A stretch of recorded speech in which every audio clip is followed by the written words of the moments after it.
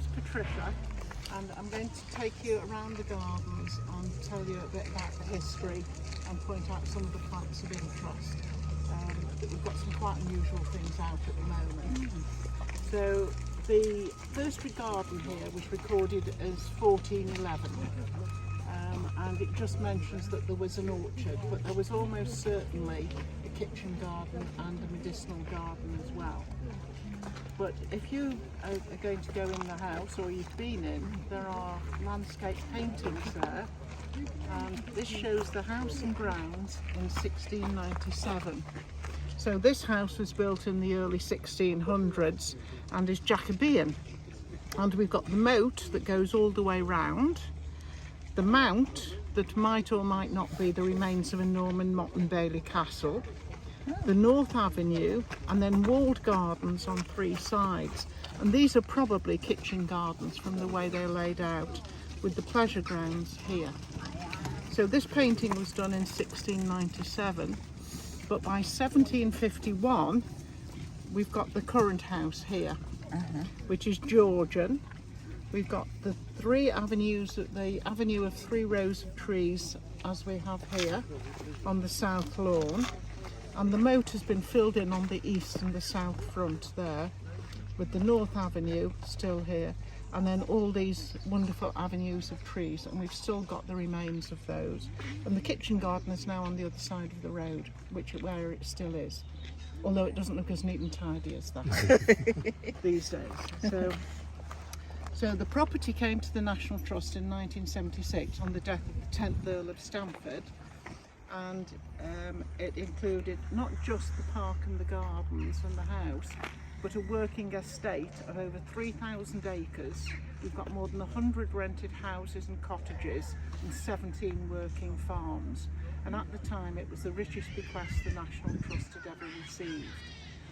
But the gardens as you see them now were extensively changed by the National Trust.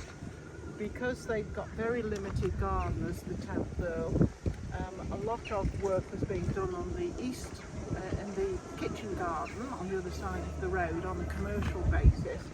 So a lot of the gardens here were quite overgrown, and it was 5 years before we opened to the public. But there have been major changes since then with the development of this area as the winter garden. So we're now open every day except Christmas Day. All through the winter, and then we've got the rose garden and the kitchen garden and more recent developments as well. And there's always something different going on. So, this part of the garden, the winter garden, this was part of the park until the early 1900s. And when the 9th Earl came here with his family, they wanted more privacy because people have always been able to visit the park. So they fenced this whole area off and had it as a woodland walk. But these pathways weren't there. It was a woodland walk and a pony paddock. So we still call the area over there the paddock. That's its official name. So, but there's been a lot more changes, and I'll talk about those as we go around. Now if you just turn round, that somewhat unkempt area on the right hand side is the Yellow Meadow. And that's because in February, March, it's a wonderful display of tete-a-tete daffodils, cowslips, primroses and snake's head fritillary. And now it's just been left to develop as a wildflower area. We've got an interesting tree here, which you might be surprised to learn that it's a cutleaf beech. So it's a beech tree, but it's a mutation with long, narrow leaves.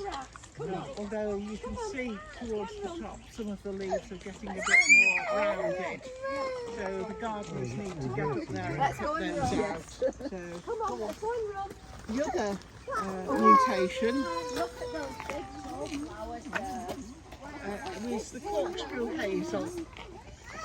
Now this was first noticed in a hedgerow in Gloucestershire in the mid-1800s, and it's a hazel tree, but it's a mutation, so you've got the curly stems and the curly leaves, and this is a purple variety, Red Majestic, so we've got these wonderful deep purple leaves, and it had pink catkins in the spring as well.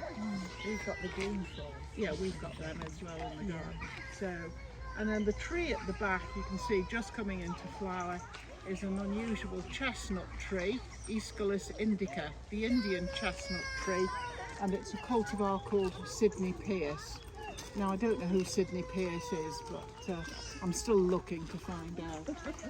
So do ask any questions as we go round, and I'll do the best I can to answer them. So we're going to walk up the entrance border and then round onto the saloon border.